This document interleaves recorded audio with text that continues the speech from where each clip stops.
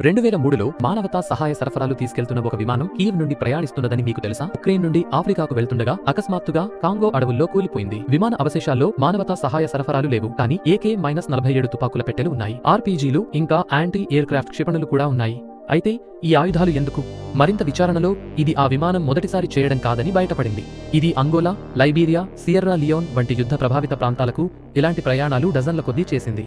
ఆఫ్రికాలో విచారణ లోతుగా సాగినప్పుడు ఆ విమానం ఒక షెల్ కంపెనీ ద్వారా నడిపించబడిందని తెలిసింది. అలాగే బెరెఫ్టిక్టే రష్యన్ ఆయుధ వ్యాపారి విక్టర్ బౌట్, అతనికి ది మర్చెంట్ ఆఫ్ డెత్ అనే ముద్ర ఉంది. అతని నెట్వర్క్ కార్గో విమానాలు, నకిలీ పత్రాలు, అవినీతిగ్రస్త ప్రభుత్వాలను ఉపయోగించి ఆయుధాలను తరలించేది ఖండాలు, ఇవన్నీ సహాయ విమానాల ముసుగులో దాచబడ్డాయి. అయితే ఈసారి కాంగో కార్గో ప్రమాదం వికెట్ బౌట్ జీవితంలో మలుపు తిప్పింది. ఐక్యరాజ్య సమితి వెంటనే అతనిపై దర్యాప్తు ప్రారంభించింది. 2008లో అతను థాయిలాండ్ లో అరెస్ట్ అయ్యాడు, ఒక స్టింగ్ ఆపరేషన్ సమయంలో. కానీ 2022లో అతను అమెరికన్ బాస్కెట్ బాల్ క్రీడాకారిణి బ్రిట్నీ గ్రైనర్ కోసం ఖైదీల మార్పిడి ద్వారా విడుదలయ్యాడు.